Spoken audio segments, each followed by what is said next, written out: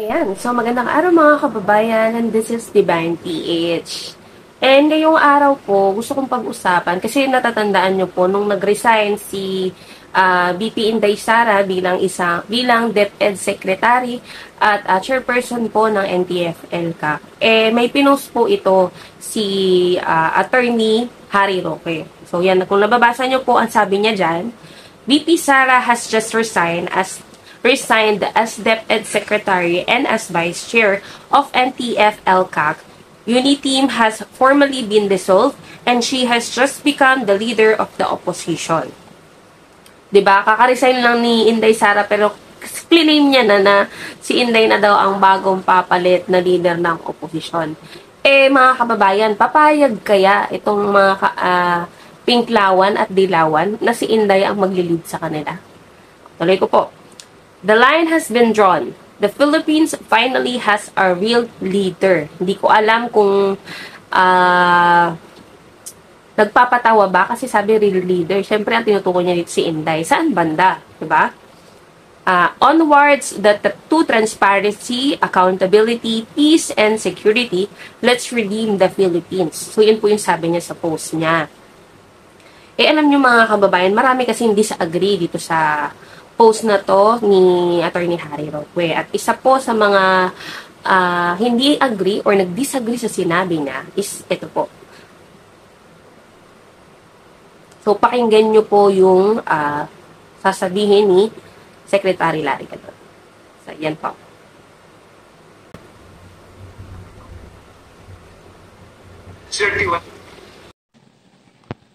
Nakakatawa itong mga supporters, mga DDS ni VP Inday Sara. Kasi sinasabi nila na dahil nag-resign si VP Sara as Secretary of DepEd and Vice Chairman of ELCAC, NTF-ELCAC, ay sinasabi nila na si VP Inday daw ang bagong mukha ng opposition. No? Pinapasubo niyo si Inday dyan. Nakakasiguro ba kayo na gusto niya maging oposisyon? At pangalawa, baka naman mapahiya siya. Kasi, hindi naman siya katanggap-tanggap doon sa mga... Ayan, narinig niyo. Pause ko muna. Hindi siya katanggap-tanggap sa mga kaliwa. 'Di ba? Tapos, itong mga supporter ng mga Duterte, sila mismo yung gumagawa ng dahilan para mas masira pa itong si VP Inday Sara. Kasi biruin mo, kaka-resign lang ni VP Inday, di ba? Claim na kagad na siya na yung magiging bagong leader ng oposisyon. Tama nga naman yung sinabi ni Secretary Larry Gadon. Sigurado ba sila na gugustuhin nitong mga Dilawan, Pinklawan na si Inday Sara ang mamuno sa kanila? Ha, mga kababayan? So, supalpal na naman po sila doon. So, ituloy ko po. Dahil kaaway niya yung mga makabayan black na yan at saka yung mga tinatawag natin ng mga komunista. Di ba? Ang mga statements nga niyan laban sa kanila ay talagang matindi. At pangatlo, nakakatiyak ba kayo na tanggap siya ng mga yelo at saka mga kakamping? Kaaway din niya yung mga yan. Kalaban din niya. At saka, siyempre, yun namang mga yellows and kakamping, hindi naman papayag yan na pangunahan ng iba pa sapagkat sila mismo ay meron ng solid na 15 million votes. Yan, mga kababayan, narinig may solidong, kumbaga, numbers na bilang itong mga pink, itong mga Dilawan. Kaya, bakit sila papayag, di ba? Na kailangan si Inday Sara pa yung maging leader nila. Grabe sa mga claims ng mga ano na to, mga supporter ng mga Duterte, di ba? Kung titingnan ninyo yung mga boto nila Leni, nila Marojas, nila Bam Aquino, ay hindi naman lumalayo sa 15 million yan. So, hindi mo pwedeng sabihin na siya ang bagong mukha na oposisyon. Hindi pwedeng sabihin na si Inday Sara ang bagong mukha na oposisyon. Nag-halusinate kayo. Baka mapahiya si Inday. At saka... nag-halusinate kayo. Diba? Ito madalas pong ginagawa ng mga suporta ng mga Duterte. Gusto nilang napapahiya. Diba? Grabe yung hallucination nila. Masyado silang mga self-proclaimed.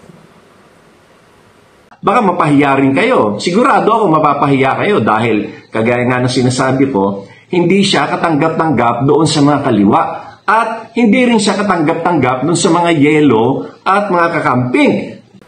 Parinig nyo. Hindi sila katanggap-tanggap ng dilaw at ng pink. Diba? Tapos, itong mga supporter na to, mga supporter ng mga Duterte, yun yung kiniklaim kasi nila. Diba? Alam mo yung ang hilig nilang mag-claim, in ending, sila yung napapasama o bumabalik sa kanila yung mga kalokohan nila. Kung naalala nyo kung paano ang naging relasyon ni former President Duterte at si former VP Leni Robredo,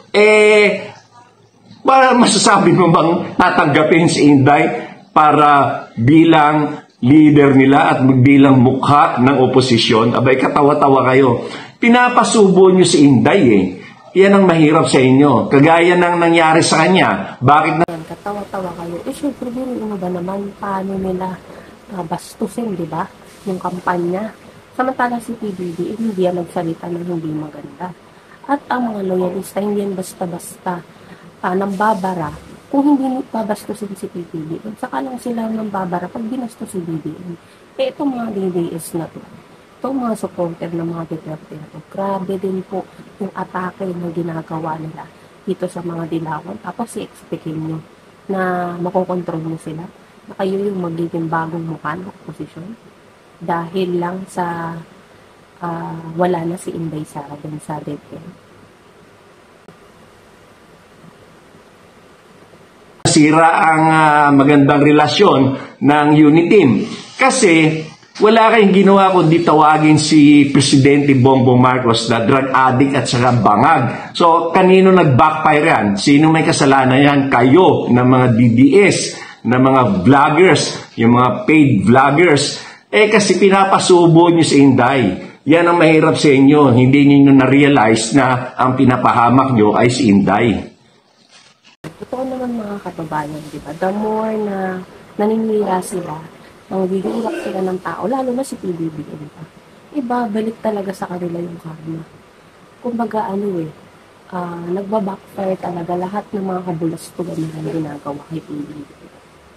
So yan mga kababayan, sinupalpal na naman sila ng sekretary na doon.